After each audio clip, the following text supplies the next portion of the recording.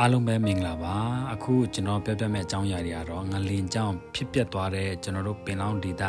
ရဲ့တစိတ်တစ်ပိုင်းကိုကျွန်တော်ရိုက်ပြပေးမှာပဲဖြစ်ပါတယ်ခင်ဗျငလင်ဖြစ်ပြီးနောက်ပိုင်းကျွန်တော်တို့တောင်ပေါ်ဒေသဒီလည်းပဲလိုင်းကြောင့်ပေါ့နော်တချို့ဒီရွာတွေမှာ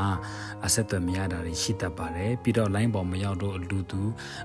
လူမဲ့သူတွေလည်းအရောက်ပေါက်မရောက်တဲ့နေရာတွေလည်းများစွာရှိပါတယ်အဲ့ဒါကိုကျွန်တော်တို့အဖွဲ့တွေကရှာဖွေပြီးမှပဲလူတန်းတက်နိုင်တဲ့လောက်လေးတော့လူတန်းပြီးသွားတာပဲဖြစ်ပါတယ်ခင်ဗျငလင်ကြောင့်ကျွန်တော်တို့တင်ကားစာတွေအများကြီးရတော့ပါတယ်ခင်ဗျအများကြီးတဲ့ကကျွန်တော်တို့ဒါမတိမြဲတဲ့တင်ကားရတရားလေးတွေပေါ့နော်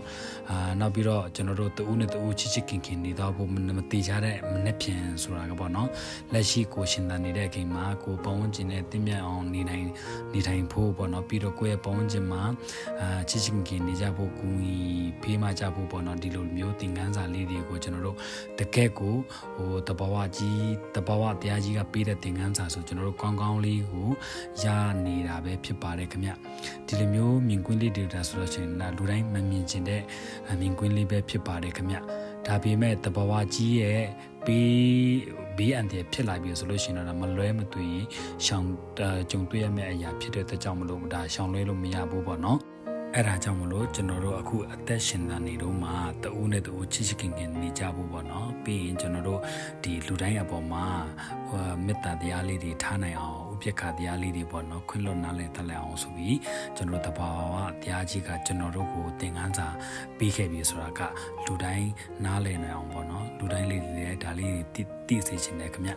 ဒါဒီလိုမျိုးမြင်ကွင်းလေးတွေကြည့်ပြီးဆိုလို့ရှိရင်ကျွန်တော်တို့မနှက်ဖြန်ကိုယ့်ရဲ့မနှက်ဖြန်ဆိုတာမသေးချတဲ့မနှက်ဖြန်နဲ့ရင်ဆိုင်ရမယ်ဆိုတာကဒါကတော့အခုကိုအ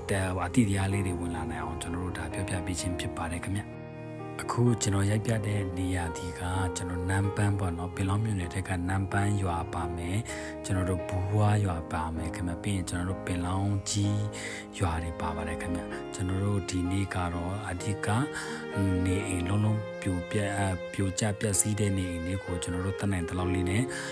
ဂုဏ်ကြီးထောက်ပံ့ပေးနေတာပဲဖြစ်ပါတယ်ခင်ဗျအလူရှင်တွေကတော့မြင့်မိုရှမ်းကုမ္ပဏီနဲ့နောင်တရားဒေတာပရိသတ်လူငယ်လေးတွေစုပေါင်းပြီးတော့လူဒန်းသွားတာပဲဖြစ်ပါတယ်ခင်ဗျ